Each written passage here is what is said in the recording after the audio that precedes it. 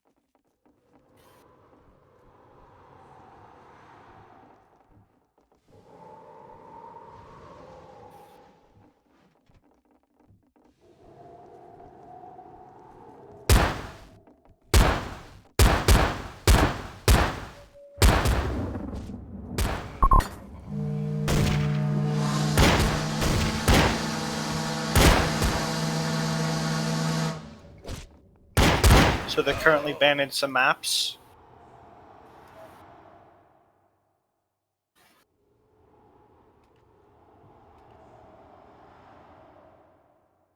Impact, Flood Rock, Nest, and Fistful. So what's left? Sweetwater. There's Desperados. Again. Oh wow.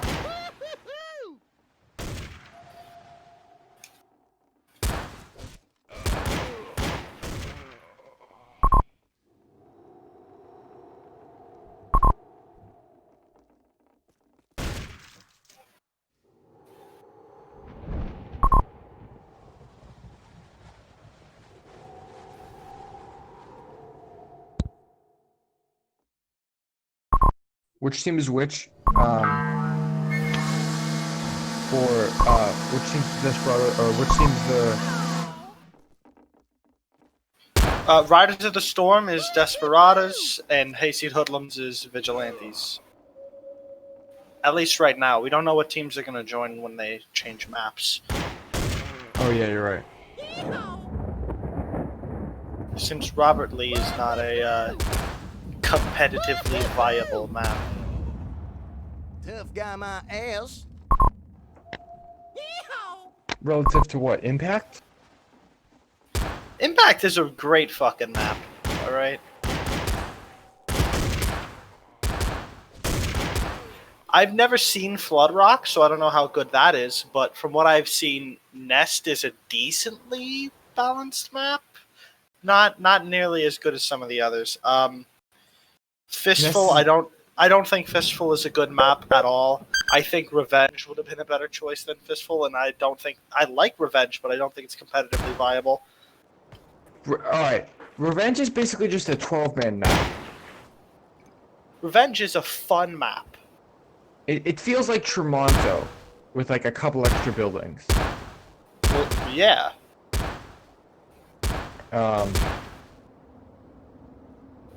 So they're playing on Desperados. Are we on recording? Alright, give me a little bit to get ready the intro, probably in like 10 seconds.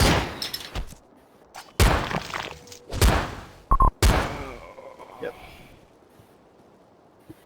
And we are live with the Fragonationals. I'm Young Peen. This is Laser Bro gonna join me on commentary today, and today we got a pretty interesting map. We got Riders of the Storm versus the Hayseed Hoodlums. Is there anything? These teams don't have too much history, but the Riders losing pretty bad in their last game to RC Squad. Hopefully, gonna make a huge comeback here, taking out Hayseed Hoodlums. Who I would say are very aggressive in their gameplay, but we'll see how well these teams play against each other, because I don't feel that Hayseed Hoodlums have the same team coordination or discipline that the Riders show, but they have much better aim control and idea of the meta right now. Definitely more Mare's Legs you're going to see, definitely more Remingtons you're going to see from the Hayseed Hoodlums. And we're going to get started on this match pretty soon. 3 seconds. And, here we go. It looks like the Vigilantes are decently split up, where 2 of the Desperados are very close. One of them is going to be a hanging player very close to the gold chest, probably going to get picked. And Emily goes down, not being able to go back to her team.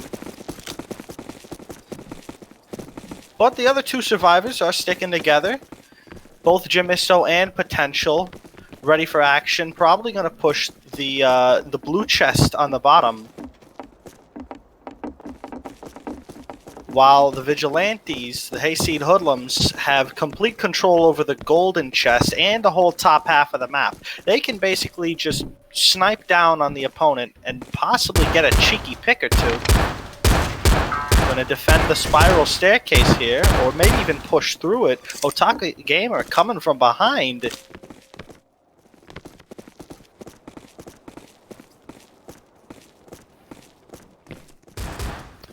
And brain damaged. It looks like we have 2 volcanic players, 1 on each team. Spunty taking that last shot out. Spunty, such a good analyst right now. And definitely a strong Mare's Leg player overall. It just takes a couple of rounds for him to be able to completely read the other team. The question is he able to describe that to his teammates so that they can completely capitalize on it? And brain damage protecting Otaku here. Spunty coming behind Brain, picking that last play, taking out Jimisto.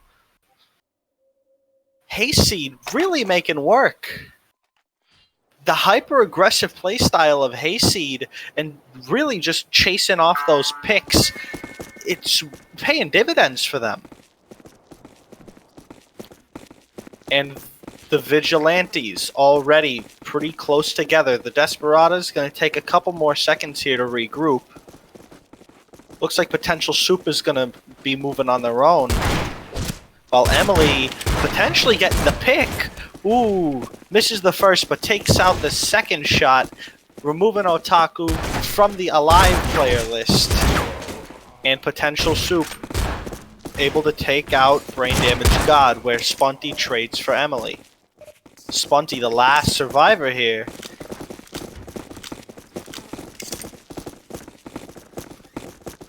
Ooh, and he sees the Desperado. He calls it out. Emily getting the pick on Brain Damaged. Otaku also going down. Spunty may be able to get a cheeky one here, but he needs to start running because he's going to go down, and the Riders of the Storm are going to take their first round.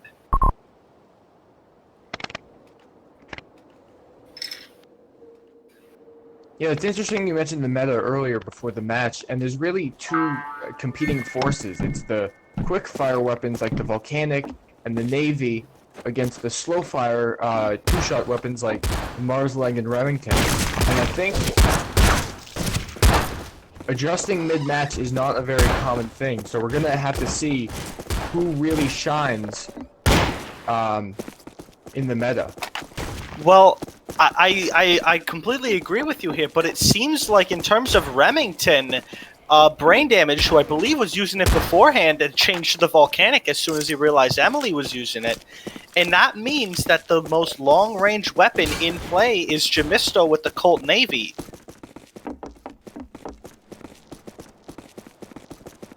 Meaning, basically every engagement we're going to have is going to be at close range. Ooh, and Jamisto getting their head taken off by Spunty. Have I mentioned yet that Spunty is a very good Mare's Leg player? Because he is. Ooh. Finds himself in some trouble. Doesn't exactly have the pick, but is able to get one tap. Able to get potential soup. You don't see too many truly great Mars-like players these days. It's just had nerf after nerf after nerf, and it's really respectable to Spunty to really stick with his guns after a bunch of recent updates and truly show off. He is a great Mars-like player. And here's the best part, is that he actually... Oh, okay. I mean, the whole meta revolving around the Mare's Leg is right-handed, but I at first thought he was... That's a 3K, and that last that's an one ace. top... An ace to Spunty, able to take a 4th round. Riders of the Storm, once again, not being able to push against that aggressive playstyle. They need to outrange Spunty here. They need to outrange Brain Damage here. Otaku pulling out the Colt Navy, that might not be easy for them.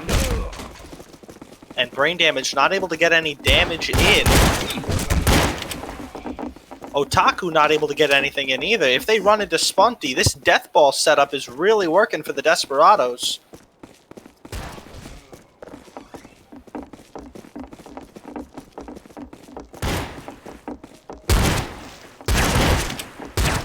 Ooh, Otaku takes out one. Jamisto should be the next one to peek, but it seems like Emily wanted to take another peek. Potential goes down again. Oh, they see they have spotted They spotted Spunty. They have spotted Spunty. They're in the basement. The 2v1, 3v1. Well, here's the interesting thing is Spunty had already gotten away. Potential basically walked right by them without noticing. It looks like he completely juked out the entire Desperado. Oh, no. But not out Potential. Potential able to get the pick 2nd round for Riders of the Storm. Potential just did a great job of showing off the movement tech in this game, which is really underappreciated in these tournaments, despite the high skill on Showcase. Oh, definitely. And Potential, not exactly playing reserved, being very aggressive compared to the rest of the team. Starting with these flying kicks, trying to get these combos, obviously doesn't work against a Death Ball, but as soon as they run against those people who are left all alone, those single-player picks, Potential really does get the important parts. And now it is match point to Hayseed Hoodlums. They really have to step up their game. I mean, sometimes in 3 or 4 rounds, you've had the last survivor going in all guns a-blazing, like they have a walker or something, and they really have to start playing careful. And I think the discrepancy here is between Emily and Spunty, where Emily is a very strong player and definitely understands the importance of movement and dynamics in this game. Spunty is just so quick-witted and able to completely read the other team and where they're going to be putting their players. You see the Vigilantes, one up top, one below. They've set up a crossfire here and forcing the Desperados to split up a little. Essentially trying to break through the death ball.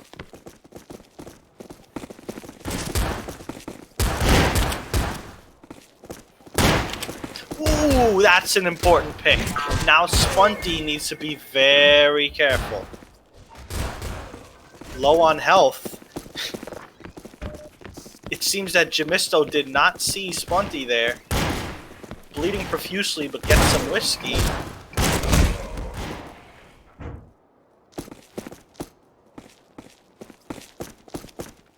Hiding in the hut, which is a really, I wouldn't say underknown, but people forget about that little hut at the top of Desperados.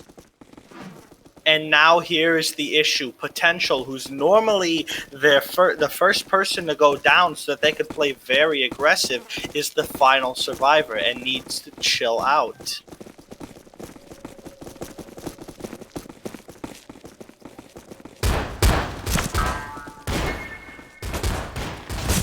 Potential hiding, trying not to get hit by that coach gun that Spunty has pulled out. Emily pushing the coach gun, gets disarmed, and Spunty absolutely annihilates Emily.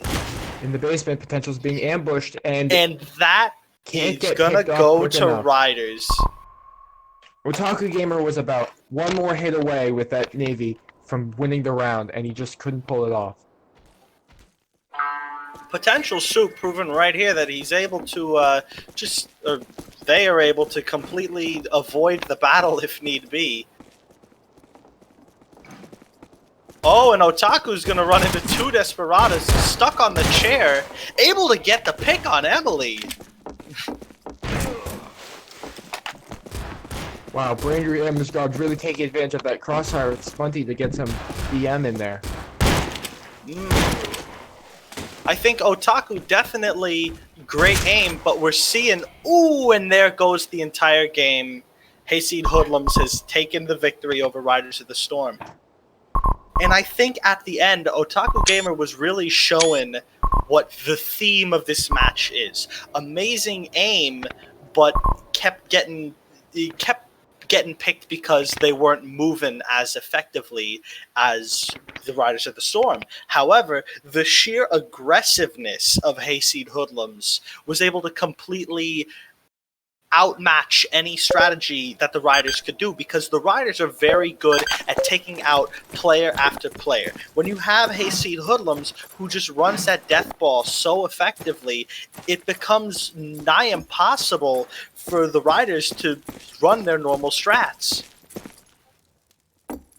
Yeah, I'd also like to point out how absolutely absurd, out of his mind, Spunty played. 80% accuracy with a Mars-like. That's just unheard of.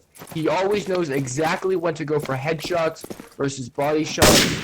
I believe if you go left-handed with crouches, which is the most accurate you could possibly be in the game we all love, known as Fistful of Frags, that is 79% accuracy, which is average at best. He just played out of his mind. I think he had almost twice as much notoriety as the second place player.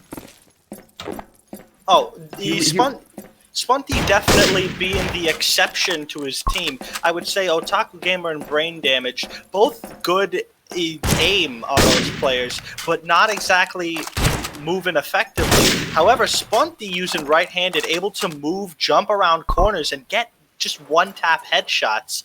He was mobile, he was agile, and he was hostile that whole game. And it's a shame that on a map like Desperados, we didn't see more Smith Carbine or Remington Army, or even something like a bow and arrow. When's the last time you've seen that be pulled out in Team Elimination?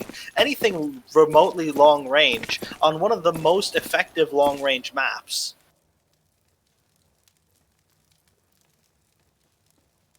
But regardless, they turned every single round into just a close-range slaughterhouse slugfest. And pretty entertaining to watch. Who do you think for the Riders of the Storm deserves the MVP?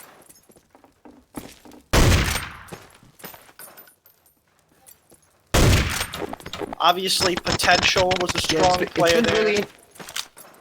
It's been really interesting to see how the meta has evolved, because for about 6 months, Ariel didn't update the game very much, and then he released a bunch in very quick succession, most of them nerfs. So,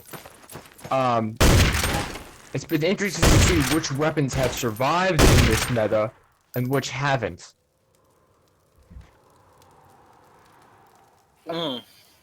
And we saw a lot of that, a lot of those nerfs go into weapons that already were decently popular, such as Colt Navy, Mare's Leg.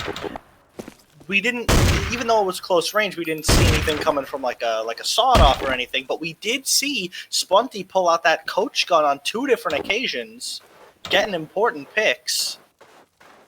How do you think that played into the overall flow of the game? Just Hayseed Hoodlums' non-reluctance to just go for chest weapons.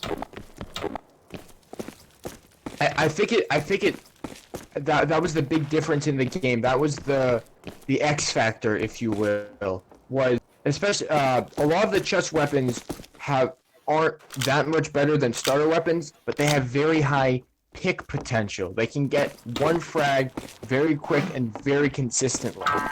And whether that be the coach gun or the carbine or a peacemaker, it really goes to show the resourcefulness of Spunty and the gang. Yeah, definitely. I would like to talk a little bit about Riders of the Storm first, and then we'll talk about that just the amazing victory pulled off by Hayseed Hoodlums.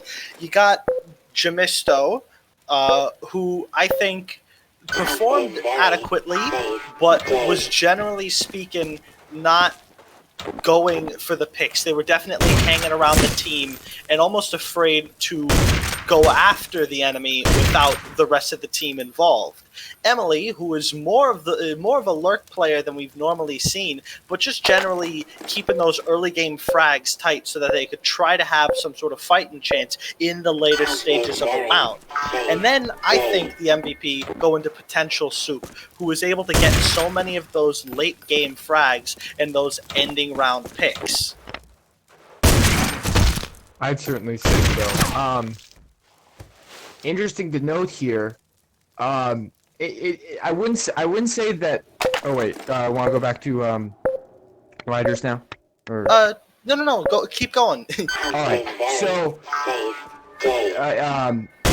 this game, in a lot of games, you see a very lopsided game, and this isn't quite what you saw here, but it wasn't close either. It feels like Spunty and the gang were always 1 step ahead, not necessarily that much better, but just kind of better across a little bit better across the board. Oh, rather definitely. Than insanely strong. They didn't play with, I mean, Spunty, obviously, amazing accuracy, but as a team, the Hayseed Hoodlums didn't play with any better skill. They played with greater strategy, and I don't know if Spunty is the strategist of the group, but Hayseed Hoodlums definitely has a strategist, and Spunty is the team leader, so I would imagine that a lot of those strats were called by Spunty, and just complete resourcefulness. He's able to identify those picks so early. We saw, I think it was in round 5 or in round 6, when the Riders of the Storm almost had it, and Spunty was just running away, and Riders of the Storm lost him while he still had the highlight on, and they still didn't know where he went. Like, that kind of stuff did not happen in reverse. Every time there was a pick that the Hayseed Hoodlums could find, they took it every time. Yeah, you're right. I'm looking at the scoreboard here. The final score was 6-3 in favor of Hayseed Hoodlums, and they had all of the top 3 notoriety, which is something you don't see very often. Is a relatively close score with a wildly different scoreboard result. I believe in the last Riders of the Storm match, it seemed almost like the opposite.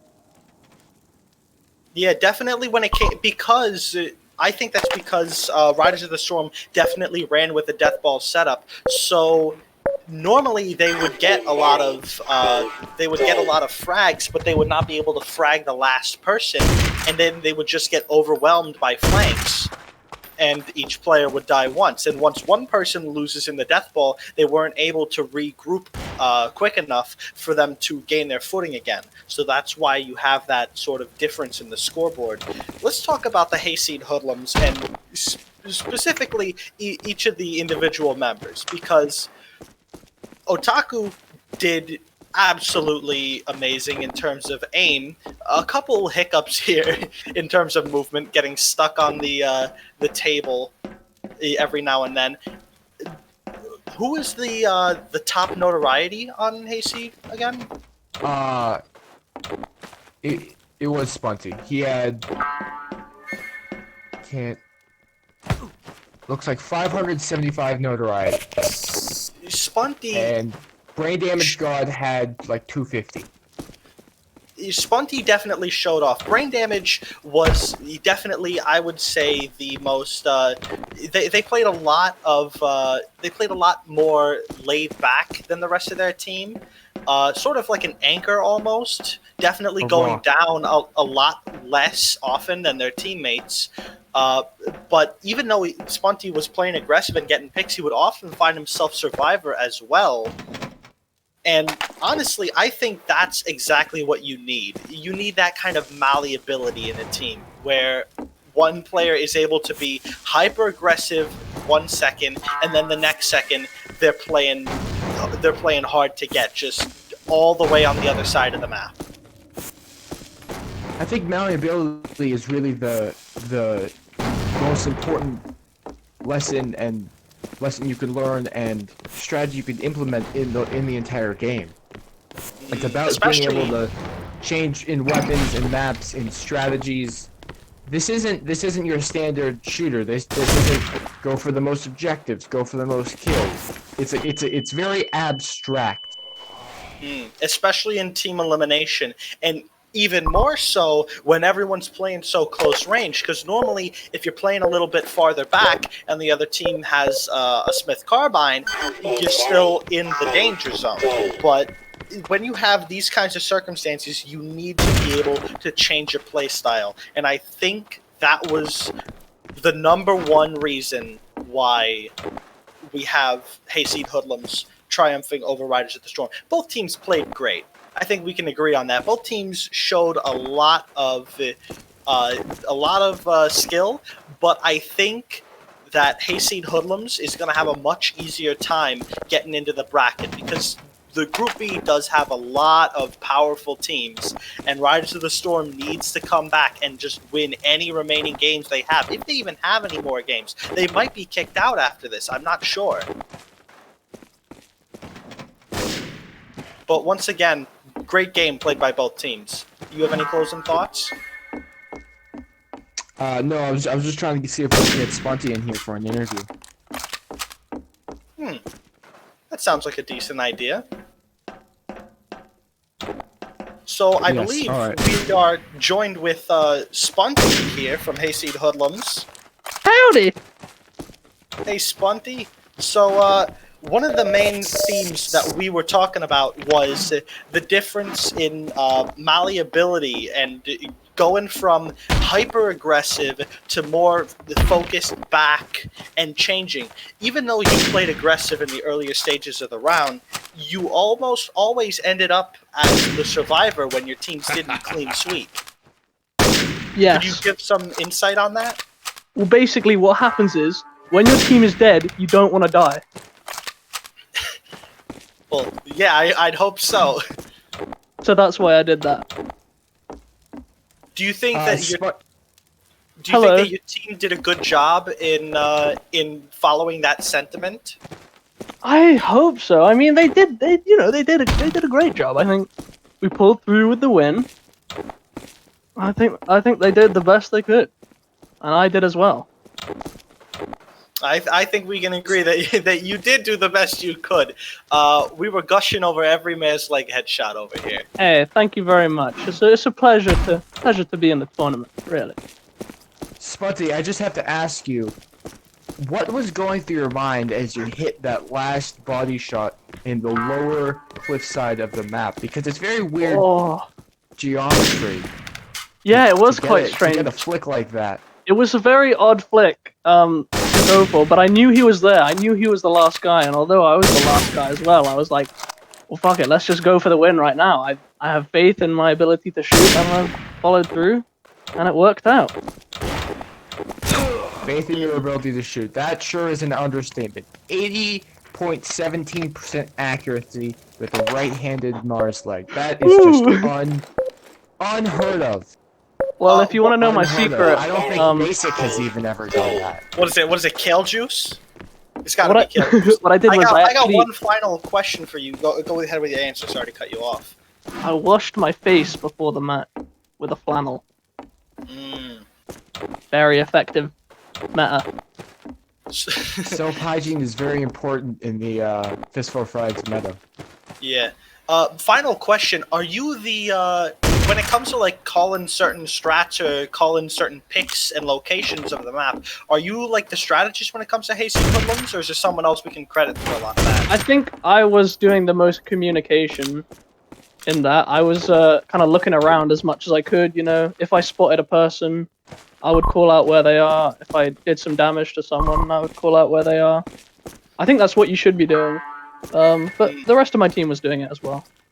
And one final thing, and this is something that I pointed out in the beginning, and now I'm coming back to it before we have our closing statements, but the choice from one of your teammates to run a volcanic, was that their own doing? Or was that like because they saw Emily using it? Because I believe they were using a Remington Army to start, and that change made the whole game close range because there were no more Remington Armies. Yeah, I think that was brain damaged. I think he just really likes the volcanic. I think he was possibly using the knuckles as well. That's a nice combo he likes to use.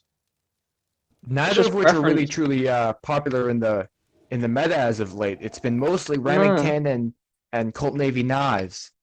Well, I think he's just happy doing his thing. He'll just use the volcanic. Yeah, it's great. I'll never expect it. So anyways, thank you for your insights, Spunty. And Laser, is there anything more that you would like to say or ask or anything? What were your expectations going into this match and tournament in general, and how far do you think you'll go? Well, I think going into the tournament, I didn't really know the skill range of the players here. I think we were anticipating Riders of the Storm to be the strongest of the players to go up against, and it was a 6-3 rather than a 6-2 from RC squad, and it was a very fun match, and I think there were some very skilled players there. Put up a good fight, but we took the win. Well, I think your team is in a very good spot to start heading into the playoffs. Yeah, I'd hope so. I think we got a really nice team going here. There was some mix-ups going into making the team. I think there were 3 players that we got through before landing with Otaku and Brain Damage. Hexel was in it just until the last moment, but he was a really great help in helping me set up, and I wish he could play with us right now. Well, anyways, that was Riders of the Storm versus Hayseed Hoodlums. I'm Young Peen. I'm And I've Laser been- Bro. I'm Spunty. And this is us signing off from the Fistful of Frags Fragonationals. Thank you very much.